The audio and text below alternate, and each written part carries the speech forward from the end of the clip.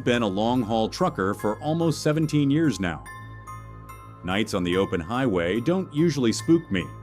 You see a lot out here. Wildlife darting across the road, folks broken down with their hazards blinking in the dark, the occasional weird radio chatter. But none of that ever rattled me. Not really. In fact, I'd grown to find peace in the quiet of the road, the kind of solitude that lets your thoughts wander. Most nights, I'd just crank up the classic rock, sip cheap coffee, and let the miles roll under my wheels. But there was something about that night, something that clung to the air like humidity before a storm. I couldn't quite place it. The desert sky was clear, stars stretching endlessly above me, and the road was empty, quiet, eerily quiet. I was cutting through a remote stretch of highway in Arizona, one of those routes you take when you're trying to shave off time, but end up questioning your life choices halfway through. I had the window cracked just enough to let in the crisp night air. It was one of those drives where the hum of the engine feels like a lullaby. I remember checking the clock, 2:37 a.m., that liminal hour when time feels slippery, like you're between two worlds. I hadn't seen another vehicle in almost an hour, just me, my rig, and the desert. Then something caught my eye, up ahead in the middle of the road, something large. I eased off the gas, narrowed my eyes. At first I thought it was roadkill. Maybe a cow had wandered into the path of some unfortunate soul. But as I got closer, a chill slid down my spine. It wasn't just a dead animal. It was bones, a rib cage, massive, stark white under the beam of my headlights, like something out of a museum. But this wasn't fossilized. It was fresh. The flesh was completely gone, picked clean. No blood, no mess, just bones. And not 50 feet from it, I brought the rig to a stop. Engine idling, casting long, trembling shadows over the scene. That's when I noticed them. Coyotes. 4, maybe 5. They weren't eating, just pacing around the rib cage in a wide, silent circle. One of them turned its head and stared directly at me, eyes glowing with a cold intelligence that made my stomach twist. They didn't scatter like you'd expect. No fear, they just waited, like something else was about to happen.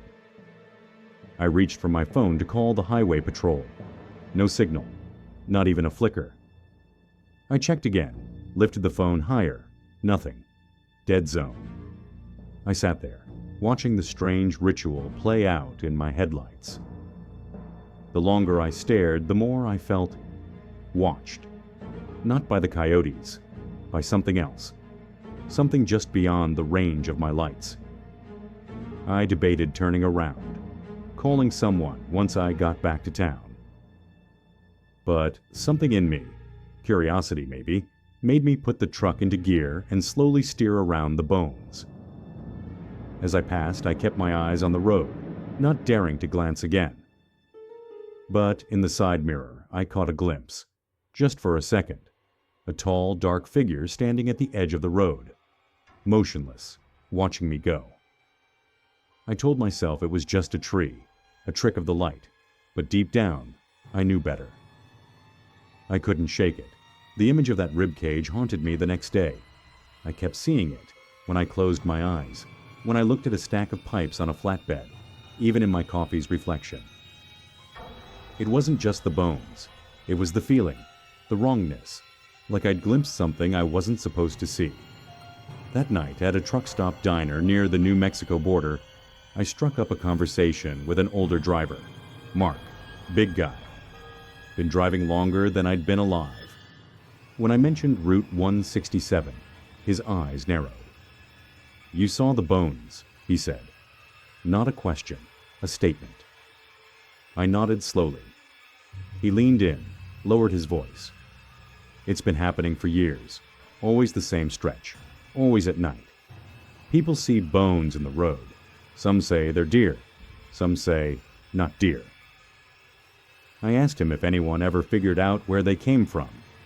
He just shook his head. "Thing is, people who look too hard, they don't come back." He told me about a buddy of his who disappeared 5 years ago. Last known location? Route 167. Same mile marker.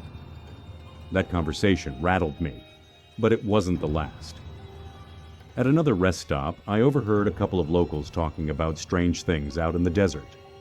One mentioned an old native legend about a guardian spirit that devours trespassers. Another swore it was government experiments gone wrong. But the details kept lining up. Bones in the road, no signs of struggle, and always that eerie silence.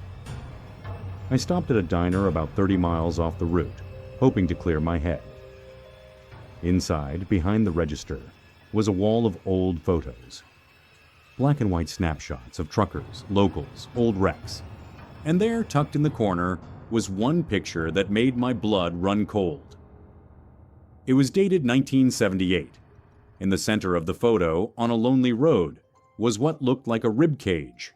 Giant, clean. And surrounding it, 6 coyotes, identical to what I saw. Below the photo, scribbled in faded ink, "Don't stop, don't look, don't listen." I stared at that picture for a long time, the hairs on my arms rising. A few days later, I was scheduled for another run. And to my dread, the fastest route meant going through Route 167 again.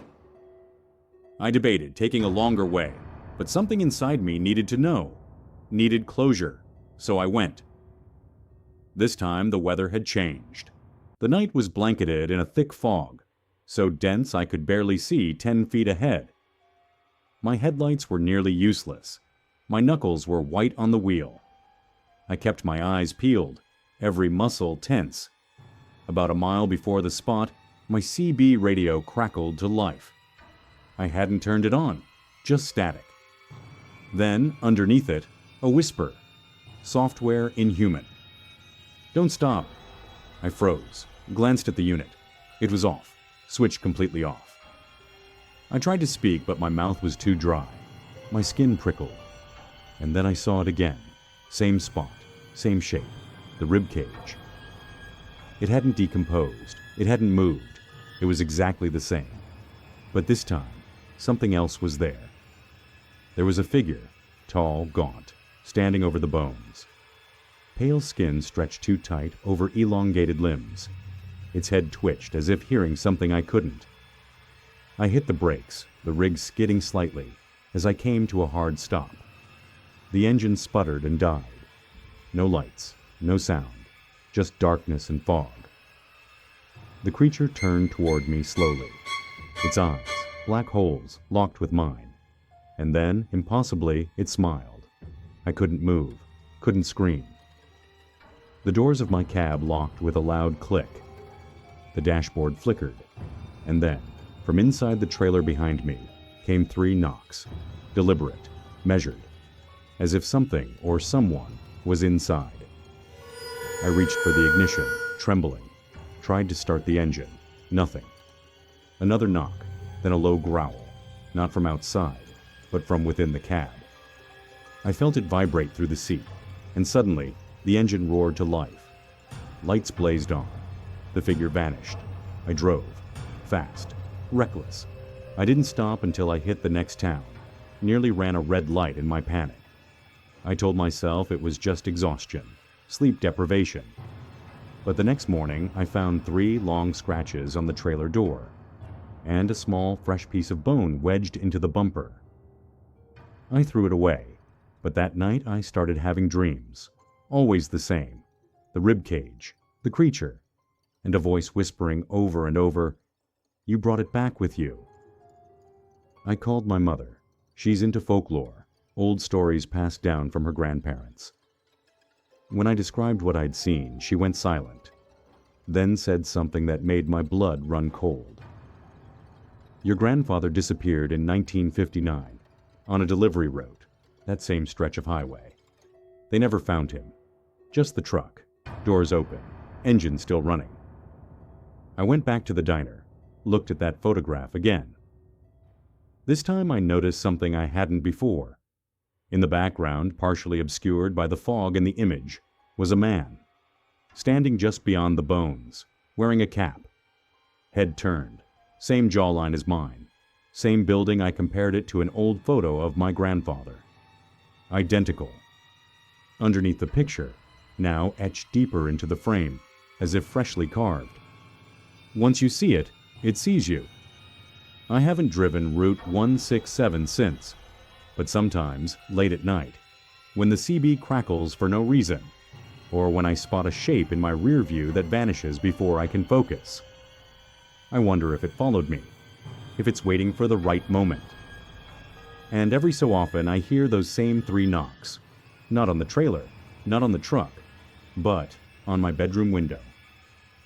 So if you ever find yourself driving down a forgotten stretch of desert highway and something strange catches your eye, a shape, a whisper, bones that don't belong there, remember this: don't stop, don't look, and for God's sake, don't listen. Story number 2. I was just outside Tulsa on a quiet meet and turn run, the kind of haul where you meet another driver halfway, swap trailers, and head back. Routine stuff. Nothing special about the night. Cloudy skies, air thick with humidity, and roads as empty as a forgotten dream. I'd been driving since 8 p.m., and by the time 3 a.m. rolled around, the fatigue hit me like a wall. There's this abandoned gravel lot a few miles off Route 66 I'd used before. Out of the way, quiet, and just enough distance from the highway that you can almost hear silence. I pulled in, rolled the rig to a gentle stop, and let the engine hum low as I reclined my seat. I cracked the window just slightly for the night air, took a long sip of lukewarm coffee, and closed my eyes. Something about truck cabs. They become a cocoon. You feel alone, but not vulnerable. I'd done this hundreds of times, never gave it a second thought. The stars were faint behind the clouds, but the quiet made up for it. No other rigs, no lights, just me, the truck, and the darkness pressing in from all sides. Then came the bark. Not a warning bark, not a dog being territorial. This was sharp, aggressive, almost too loud to be natural. I shot upright, instantly alert. My first thought, stray dog, maybe wild. I rubbed my eyes, leaned over, and squinted through the window. That's when I saw him. Not a dog, a man. Standing just inches from my window, face contorted, eyes locked on mine. His mouth was wide open, spit flying, and he was barking. Barking like a rabid animal, over and over, loud, raw, unhinged. His face was so close I could see flecks of foam at the corners of his mouth. And he wasn't acting. This wasn't some sick joke. He meant it. My heart jammed into my throat. My instincts screamed at me to move, to drive, to get the hell out. But my hands didn't obey right away. I was frozen, watching as his hands twitched, then slammed against the side of the cab. He dragged his fingers down the metal with this slow, deliberate scrape. His nails made this horrible screeching sound, like metal on bone. The whole time he never broke eye contact. I eased my hand toward the keys, careful not to make sudden moves. As the engine came to life with a low growl, his face twisted even more. He screamed, not words, just this high-pitched feral shriek that shot straight through me. He lunged at the cab, pounding both fists against the door, barking in rhythm with each slam. That snapped me out of it. I shifted into drive and pulled out slowly, tires crunching over gravel. He chased me for a few steps, barefoot, limping, but then just stopped. I glanced in the mirror. He stood in the red glow of my taillights, barking into the night, and then silence. I didn't stop again until sunrise. For a week I couldn't shake it. I told myself it was just a lunatic, some guy off his meds, maybe high on something. But every time I tried to rest, his face came back. The barking echoed in my ears like a memory I hadn't earned. Out of curiosity, or maybe stupidity, I started asking around. Other drivers at truck stops, gas stations, rest areas. I didn't tell them the whole thing. Just asked if they'd ever seen anything strange near Tulsa. At first, nothing. Just chuckles, jokes. But then an older driver, a guy who looked like he'd seen too much of the road, stopped chewing and asked, "Did he bark at you?" My blood froze. I nodded slowly. "Yeah, like a dog." He leaned in. "Then you're lucky. Most don't get away." That line haunted me. He said the story goes back decades. A driver went off the rails after a fatal accident, killed a family in a bad wreck, snapped afterward, started living in the woods, barking like a dog, hunting truckers. The legend says if he picks you, he follows you. I laughed it off, mostly, until Amarillo.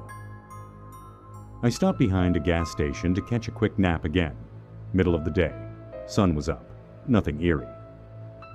But when I came back to the rig after grabbing a coffee, I noticed long, deep scratches on the driver's side door. Fresh. It didn't make sense. No kids around, no animals, just gouges. I slept in motels after that, every night, no exceptions. But things didn't stop. 2 weeks later, on a midnight haul through Kansas, my CB crackled to life. No one talks on Channel 19 much anymore, but this wasn't chatter. It was barking, loud, distorted, the same exact sound from that night. Then silence. I pulled over, heart thumping. Got out, checked the rig, looked under it. Nothing. I turned to get back in, and there it was, a photo taped to my windshield. It was faded and torn at the corners, looked like a photo from the 80s. It showed a man standing proudly next to his truck, same make and model as mine. But what made my knees buckle? It was my father. I hadn't seen his face in years. He died when I was a kid, burned in a wreck, they said. But there he was, same jaw, same tired eyes, same scar on his cheek. I brought the photo to my mom. She turned pale, said it was impossible. That truck had been destroyed, and my dad had never been to Kansas. But then she said something else. Before he died, she whispered, he told me about a man who barked. Now, I don't know what to believe. The more I try to forget, the more the signs appear. Sometimes I wake up and hear scratching outside my motel door. Sometimes, when I drive late at night, headlights flash once, then vanish. Once I caught a glimpse of someone running barefoot across a cornfield, keeping pace with my truck for a few seconds too long. And always, right before it happens, I hear barking. I started to wonder, what if this thing isn't just some local legend? What if it's not random?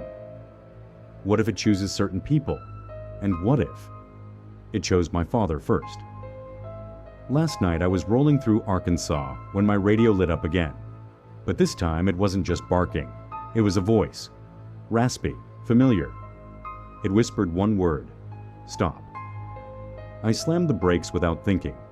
Sat there, engine idling, staring into the darkness ahead. And on the side of the road in the fog, I saw him. Barefoot, standing still, eyes locked on mine. And then he barked. I don't know what's following me. I don't know if it's a ghost, a curse, or madness passed from father to son. All I know is I can't sleep anymore. Not in my truck, not anywhere. Because no matter where I go, he finds me. And one day, I might bark back. Next time you stop to sleep, check your window first.